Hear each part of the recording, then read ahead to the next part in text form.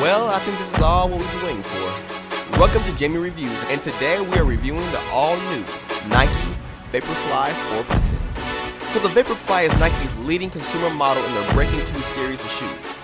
Although the 2-hour barrier in the marathon hasn't yet been broken, the idea that Nike came so close still excited the running world. Well, it's been hyped, it's been delayed, and now it's finally here. So the Vaporfly is Nike's new premier long-distance road racing model. The marketing of the shoe is that the shoe should enable runners to run 4% more efficient than a traditional shoe on average. But what does that actually mean? Is it just marketing? Probably. But I just had to find out for myself. So the upper of the Vaporfly uses a very light fly mesh. And I say very light because the fly mesh is super lightweight, super breathable, and adaptable. It's one of those things you really start to notice when you're running in the heat and your foot isn't melting. The fit of the shoe is pretty snug in the midfoot, but opens up nicely to allow your toes to have enough room when you need it. So typically fly mesh is coupled with the use of fly wire, but not this time. I noticed the shoe simply uses a fly mesh and some very small overlays to help with the structure of the shoe. I think having the fly wire would have helped a bit more with the stability of the shoe. The upper can feel a bit flimsy at times. It wasn't bad considering how lightweight the shoe is, but it's something I noticed. The heel cup isn't really that structured, but it was flexible and not very invasive. My foot stayed in the shoe with no problem, so no slipping, no complaints. It's a very simple upper, simple design, and it simply works. Oh Nike, look at you. I think we got some new technology to speak about. The Vaporfly is the first commercial shoe to introduce Nike's new midsole technology, Zoom X. So what makes Zoom X so different? So Zoom X for me is pretty much the best thing I've ever felt in a running shoe.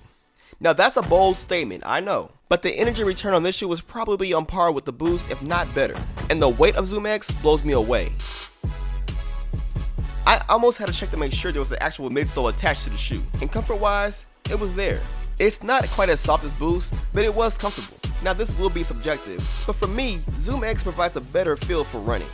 Either way, I'm loving the new midsole, and I'm really hoping that Nike will use Zoom X in other models of the shoes in the near future. So the shoe feels fast. Although I am slow, I feel as if I could hold a faster pace a bit easier. Now this is likely because of the full-length carbon plate that almost works as a lever to help transition you off your stride and into the next stride. I wasn't sure if this was going to feel invasive or annoying, but it worked well. Nike had to be very careful with the use of this plate, and I think they found a way to make it work so that most people will be able to benefit from the plate. It gives the shoe a responsive feel while maintaining a high stack height. So the outsole is almost identical to the Nike Zoom Fly. There's rubber on the forefoot and on the heel of the shoe. Similar to the Zoom Fly, the shoe is not very flexible, but I believe the design of the shoe takes that into account. I really didn't notice too much of a difference. So does the Vaporfly make you faster? It depends. So I don't want to make the claim that the shoe will make you faster, but it does make you feel faster. Now here's the real question. Is the shoe worth $250 US? Not really. Not unless there's someone who either 1, you're someone who's already in great shape and would like that extra edge in your races, or 2, someone who loves running and wants to experience the newest running technology, or 3, you're someone who has a little extra money and doesn't mind the price tag. But if you're just someone who runs casually, I think the shoe may be more of a cool thing to have than what it's worth. Now the shoe is cool, it's very interesting, but the Zoom X is what stole the show for me. Now I am hopeful that Nike will put Zoom X in other models of shoes eventually, for a cheaper price. But outside that price tag, and based out the performance of the shoe alone, I think it's an awesome racing shoe. So with that said, when it comes to the Nike Vaporfly 4%, I do approve. Outstanding.